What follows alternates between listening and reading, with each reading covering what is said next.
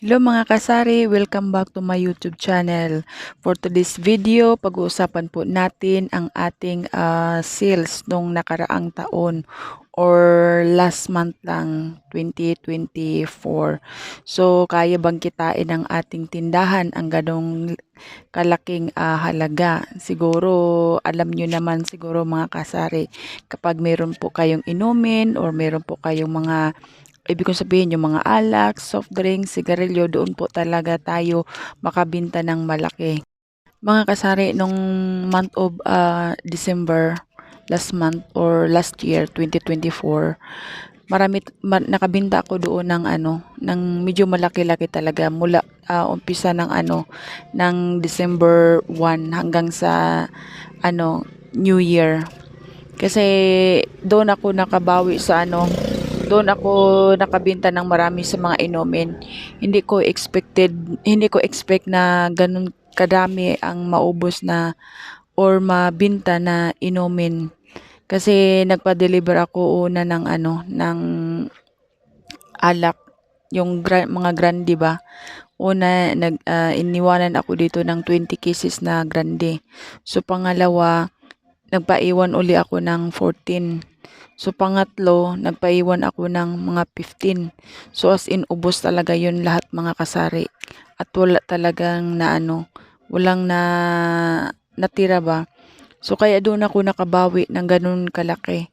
Kaya ang kita ko nung last December, umabot siya ng 90,000.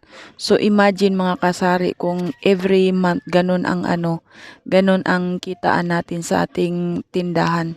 Tsak na malayo ang mararating natin within 5 years kung ang set natin ng goals ay 5 years, kung ang target natin sa ating tindahan 5 years, makikita talaga natin malayo ang mararating natin sa ating tindahan. Imagine mo that. Ang kita natin nasa 90,000 pesos tapos yung expenses natin nasa 65,000 pesos din naman yung ating mga nailabas na na pera. So at nakaipon ng kunti ang ating tindahan, kaya tiis-tiis lang talaga mga kasari. Unti-unti ko nang babawi ang aking kapital ng aking maliit na tindahan. Kaya sipag at tiyaga lang talaga at lagi manalig sa Panginoon at tipid-tipid ng konti kahit paano, 'di ba? Kasi babalik at babalik talaga 'yon.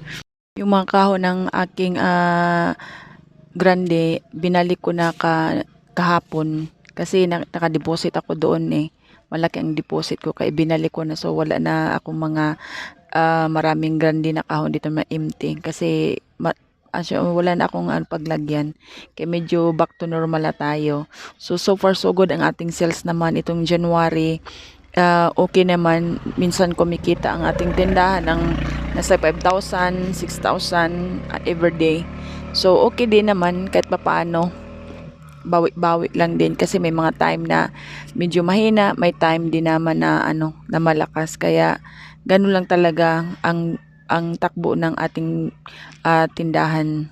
Kapag naman mga kasari, kapag normal or ordinary month, kagaya ngayon January, ang maubos ko talaga na na inumin diyan yung sa mga grande, siguro mga lang, mga 10. Ang pinakamataas na yung 15. Ang lang talaga diyan, mga 10. Yun lang talaga. Pero kapag mayroong mga may mga occasion, ayun, makakabenta tayo doon minsan ng ng 15 or up to 20. Kaya yun, medyo malaki-laki ang sales natin yun. Besides sa mga alak mga kasari, ang medyo malakas sa aking tindahan yung sigarilyo.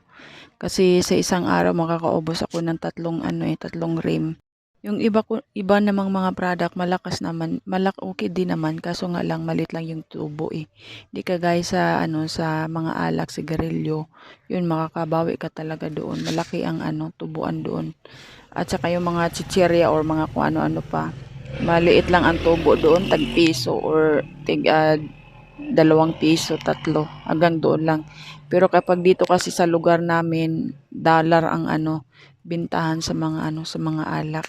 Kaya doon tayo medyo makakabawi. Lalo na kapag mayroong occasion talaga, ay yun.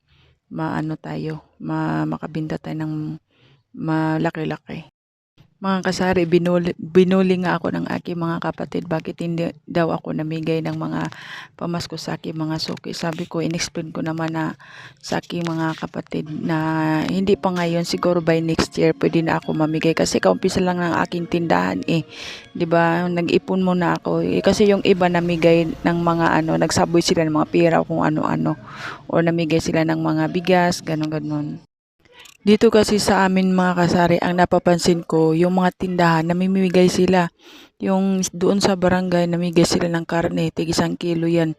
Sa bawat yung mga suki, yung mga talaga nila, yung mga loyalista na mga customer, yun binibigyan nila yun. Tapos may pansit, tapos may mga ilang dilata din, may 3 kilo na bigas, depende.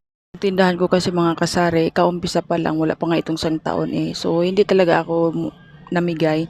Sabi ko, mamimigay ako pagka naka 1 taon na to or doon na sa next year or December, this at 2025. So, ngayon wag muna. Thank you for watching mga kasari. God bless all. Please subscribe sa mga hindi pa po nakasubscribe. Thank you.